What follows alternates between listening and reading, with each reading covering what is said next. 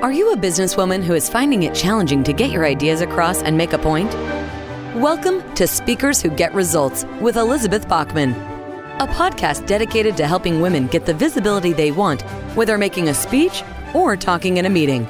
Every week, get valuable lessons from Elizabeth or learn from her roundtable conversations with experts and speakers on how to make a difference, not just a point. On to the show with your host, Elizabeth Bachman. Hello, and welcome to the regular Wednesday broadcast of Strategic Speaking for Results, also Speakers Who Get Results podcast. I'm so excited to have the amazing Jen Coken here today as my guest. And let me just start with the official bio to give you an idea of, you will see how fabulous she is, but to give you, officially, we can say that Jen Coken, coaches executive women to embrace their genius, shatter their limiting beliefs, and surrender to the extraordinary power of living an authentic life.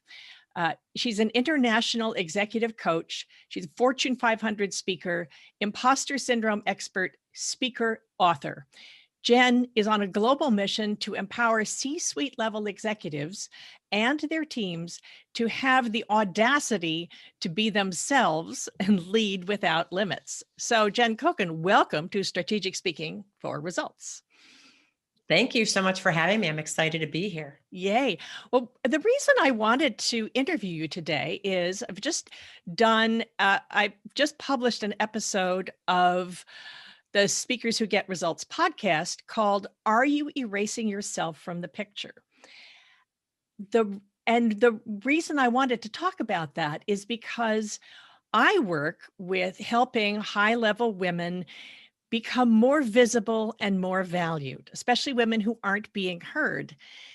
Part of it is teaching people how to listen to you, the people who are not listening to you, but a large part of it is the inner game, the inner mindset of women who erase themselves from the picture. And I thought, who could I ask to give us some good comments about that? Jen Coken, yay, there she is. So Jen, let's comment a little bit on how it is, why it is that women forget to include themselves in the picture. I think number one, we're dealing with centuries of women not being in charge. I'll say it, patriarchy. Centuries, we as females, when we're born, we are born into and carrying with us the historical nature of being a female from all our foremothers, our mothers and grandmothers before us. And we're born into a construct where men dominate. And I'm not blaming men for any of this, but we are born into a patriarchal society and system and raised by other women who have had a particular role to play. Certain women of certain age. I'm in my 50s. I think we're about the same age. I think women in their 20s and 30s somewhat have a much easier time because society has become more bendable in a way. But for me, my first jobs, I had to wear pantyhose. I had to wear skirts below my knees. I had to wear jackets because I was not allowed to show my femininity. And certainly as a female, you're never supposed to ask the other person out.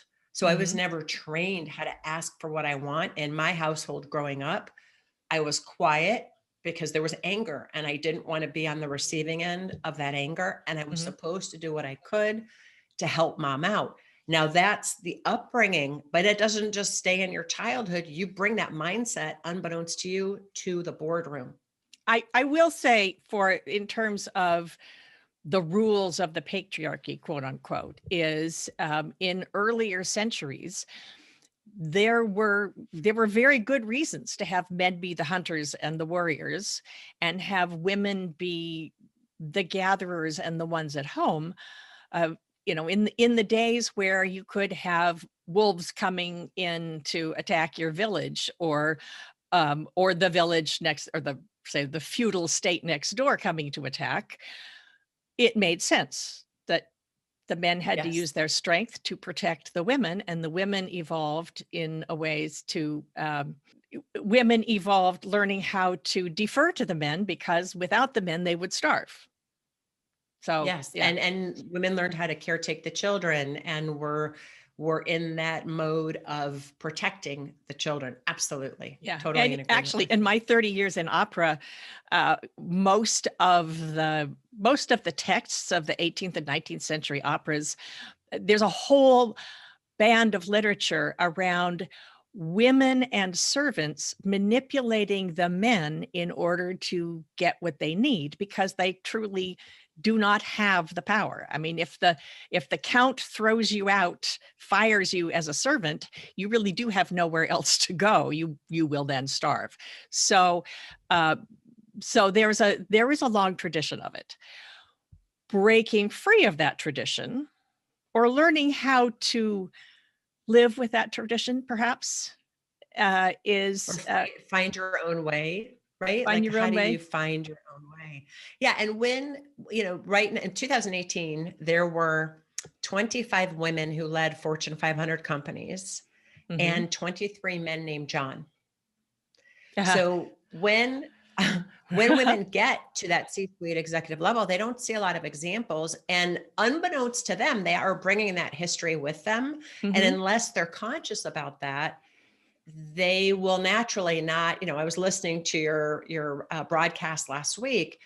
They wouldn't be thinking about, what, from the beginning, I'm going to be thinking about bringing the marketing team along with me to ask them, let me give you the talking points. Let's put this in context. This is Oh the story of my client Evelyn, who created a major merger. She had a major idea for her company. Major merger. A major merger. Yes. Is an idea that would create a partnership between two globally known organizations. She worked on it for 5 years, but she spent so much time praising the team and not reminding people that it was her idea, that when the time came to launch it, the marketing team forgot. They took her for granted. She was part of the scenery, and they sent all the interview requests to a manager who had only been there for 2 months.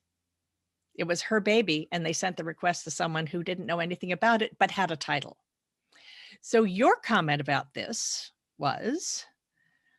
My comment about this was, you know, did she from the beginning, as I was listening to it, go to the marketing team, or at some point where they knew the merger was coming?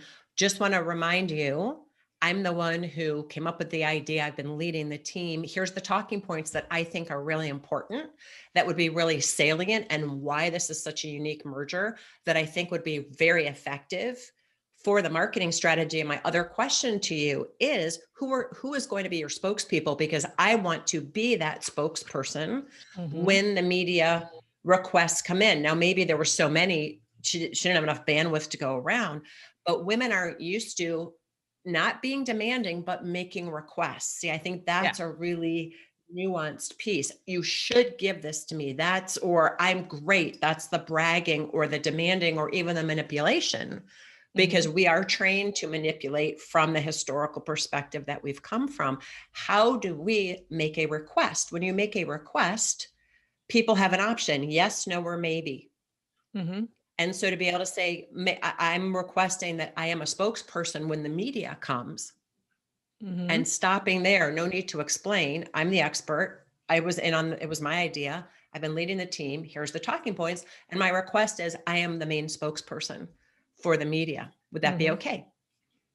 Yeah.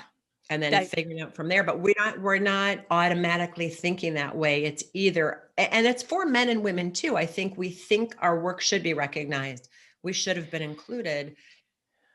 Well, Go ahead. it's so easy when you know what you're doing. And this is why it's really helps to have a coach like you or a coach like me on the outside who can say, wait, here's something you're taking for granted because you know it, but it's not coming across.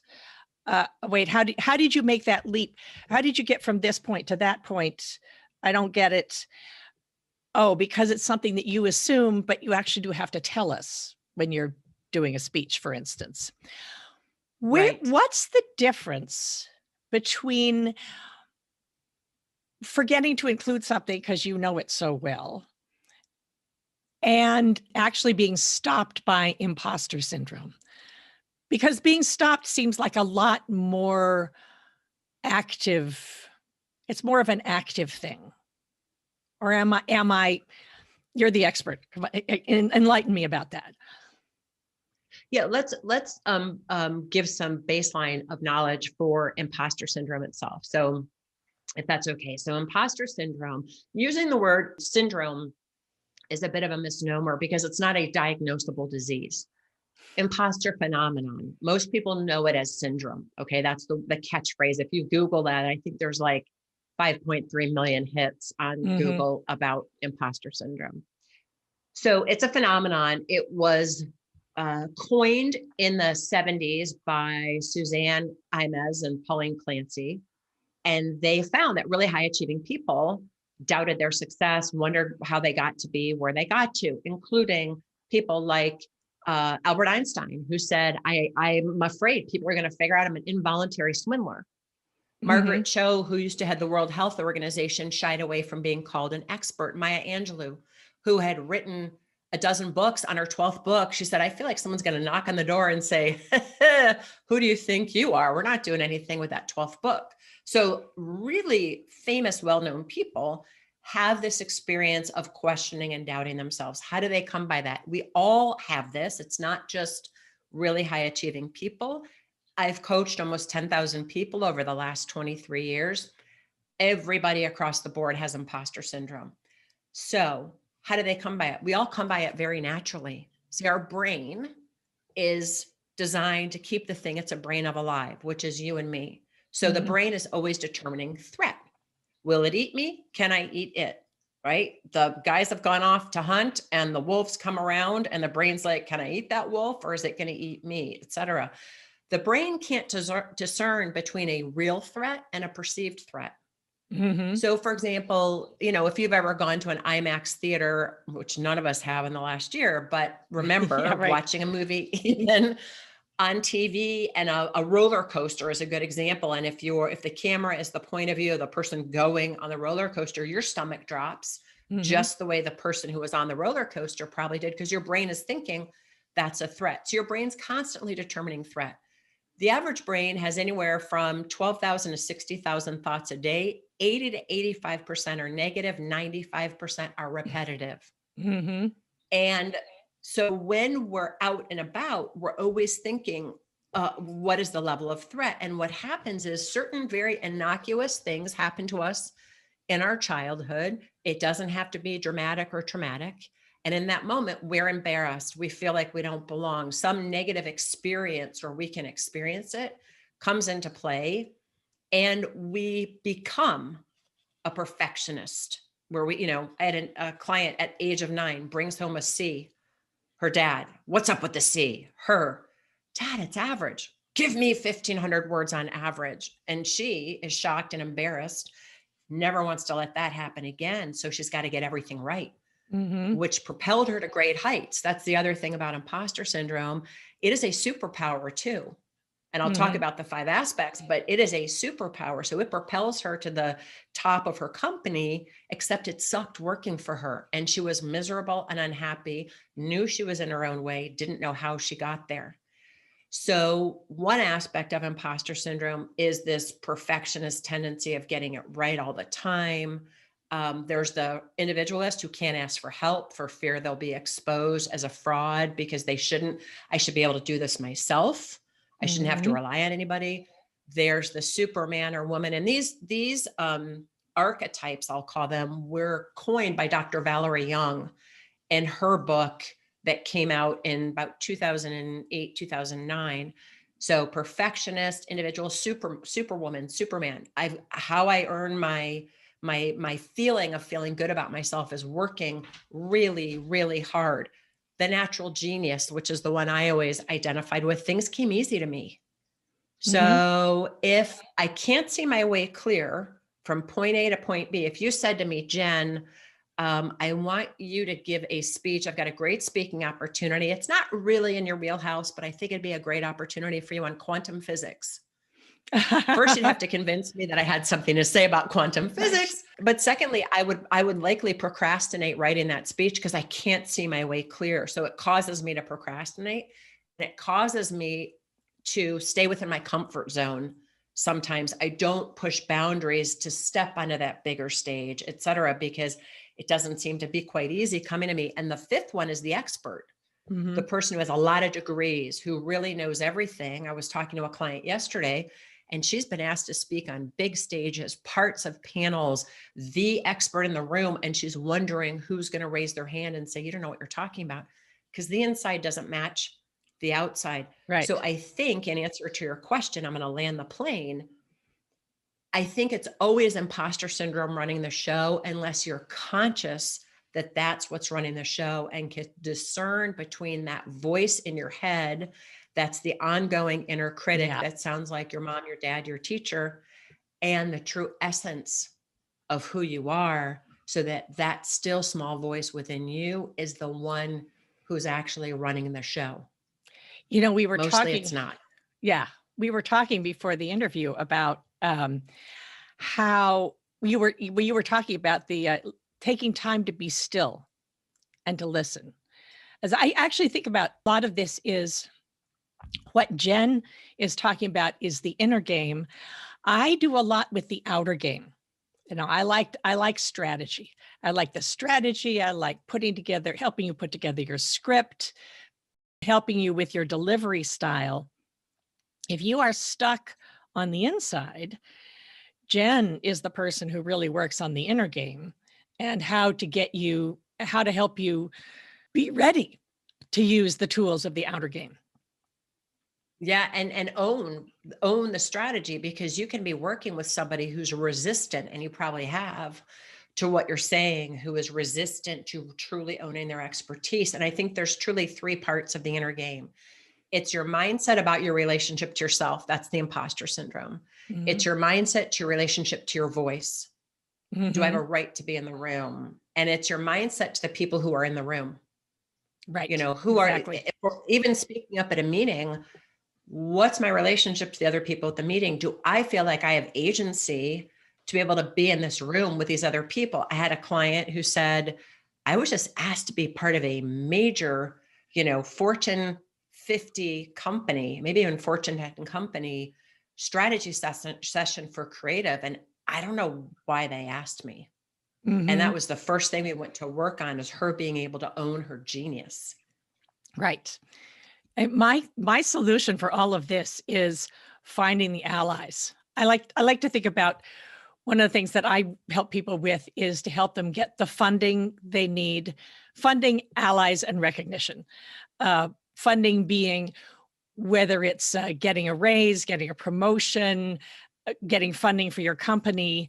Allies are who are the people you want to work with. And I go back to allies over and over again, of how, if the imposter syndrome is talking to us, talking so loud, can you enroll an ally to remind you how amazing you are? For instance, I freaking love that. I'm going to tell you why. I think too often, especially because that's how you and I know each other, is through a group of amazing female business owners and entrepreneurs. mm-hmm. And we are in this group that we're a part of. It is like nothing I've ever been a part of, because there's usually so much competition in a networking group or in a small group. But what somebody said to me once, my job is not, when your crown is off center, if you're the queen and your crown's off center, my job is not to tell everybody else what a goofball you look like when your crown is off center. My job is to straighten it without you even knowing. Oh, So I love that. I love that. Isn't that great? Yeah. So, you can have an ally who suffers from imposter syndrome just like you do, because mm-hmm. in that conversation, I think one of the things that people don't realize, not just women, men, they don't realize that other people think the way that they do, that other people doubt themselves. They think mm-hmm. they're the only one. My inner critic is so loud. Really? So that's what everybody says. Everybody I coach, that's what they say. Yeah. It's interesting, because one of the things I was thinking about, when I was talking about, are you erasing yourself from the picture? And one of the strategies we used with my client who was ignored when this giant collaboration was announced is the repair strategy, if you will, was to create little stories, little places where she could drop a seed here and there to say, and oh, by the way, say this was my idea. I think back to 5 years ago when nobody thought this could ever happen. I'm so proud of how my idea came out. And then thank you to the team, and how amazing the team is, but don't forget to include yourself in the team. The other part about that is, as you tell these stories, you are reminding yourself as well. So if you practice the stories, I certainly know that when I tell about the success a client has had, I am reminded on a subconscious level, the voices in my head are reminded that, oh yeah, I did make a difference. Yeah. My advice made an impact. Made a difference. Mm-hmm. Many nutritionists say you are what you eat. Mm-hmm. I say you are what you speak. Oh yeah. You are what you speak. Because I will tell you, Elizabeth, the things that I say to myself, I would never say to you.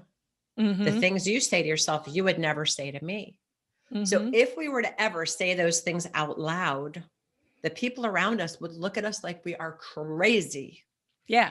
And sometimes those allies are the ones you need to hold the bucket, the verbal vomit bucket. Mm-hmm. I had to do this about 2 weeks ago. I called a friend of mine and said, look, I just need you to hold the bucket.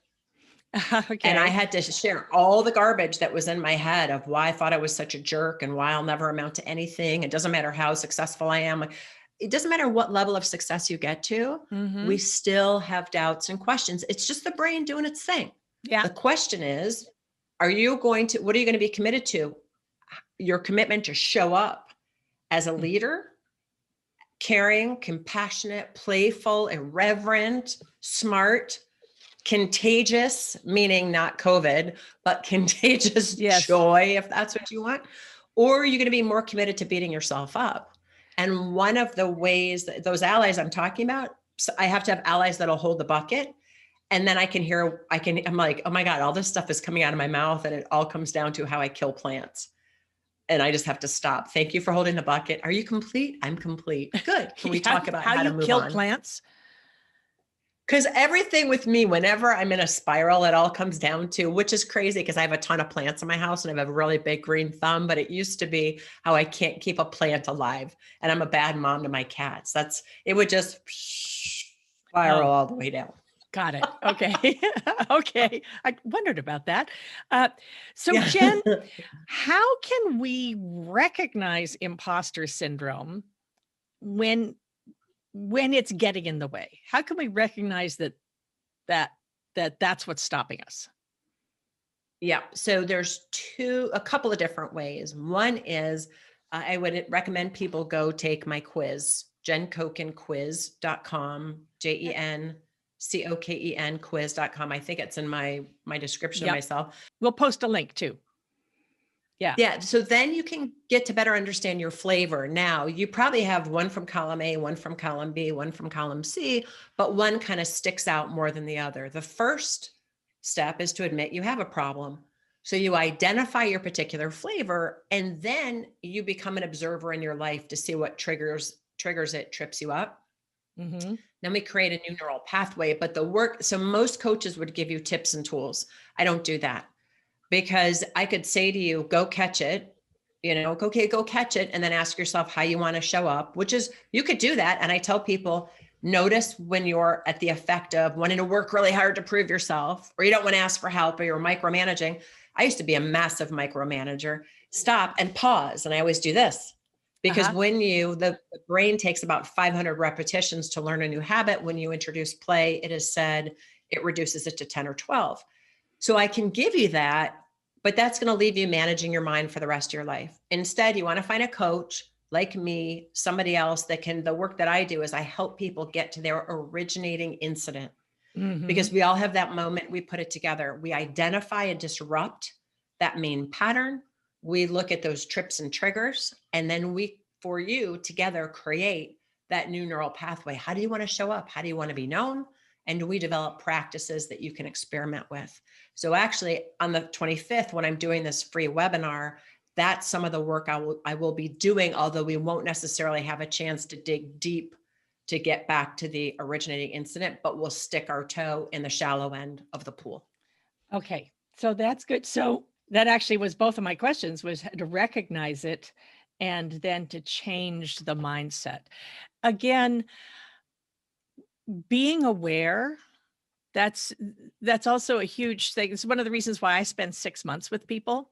I am amazed that you can do it in an afternoon. You can help someone in an afternoon. I spend 6 months with people because recognizing where you are sabotaging yourself or recognizing where imposter syndrome comes in happens over time.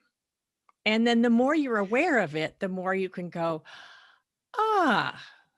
we had a conversation before we started recording about me remembering in my 30s, a moment where I recognized that I was walking into a trap with my mom. Walking into a trap with my mom is a trap I'd always walked into before. And I actually stopped, and I have never forgotten that. It's like, I don't have to go down this path. So the same thing with the imposter syndrome. It takes practice. Except we don't do it in an afternoon. We don't do it in an afternoon. So the imposter syndrome, there's really two parts. And I'm not changing anybody's mind, because when you're changing the mind, it's like putting icing on a mud pie. It doesn't make it a delicious pie. It's still icing hiding mud.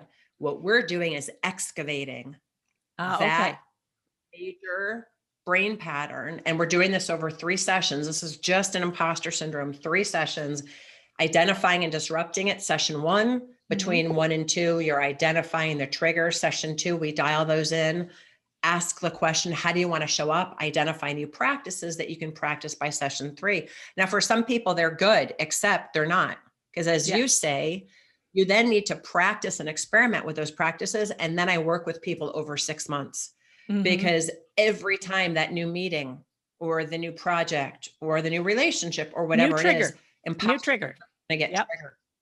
Yeah. And it's all about practicing and training that new neural pathway and those new habits. Well, Jen Coken, it has been such a joy to have you here. I'm just thrilled.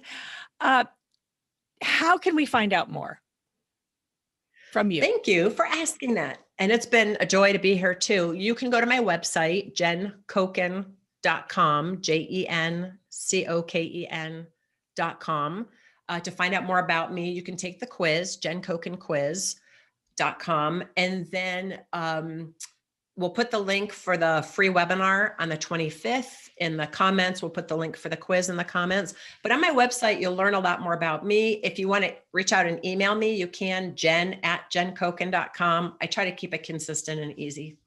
Okay. Thank you so much for having been on the weekly broadcast for Strategic Speaking for Results. I'm Elizabeth Bachman, your host. And as a reminder, not only can you learn about yourself and your inner game with Jen Coken at jencokenquiz.com, but if you're interested in the outer game and how to get better results when you are speaking, you can take my quiz, which is the speakforresultsquiz.com. And that's where you can see where your presentation skills are strong and where a little bit of support could get you the recognition and the results that you want. So thank you all very much. I'll see you next week. We have just concluded another great episode of Speakers Who Get Results with your host, Elizabeth Bachman.